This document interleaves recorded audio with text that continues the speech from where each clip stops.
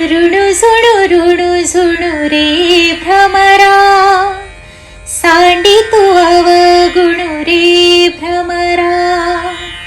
ऋणु झुणू रे भ्रमरा, सांडी तू अवगुणु रे भ्रमरा. ऋणु झुणू रे भ्रमरा, सांडी तू अवगुणु रे भ्रमरा.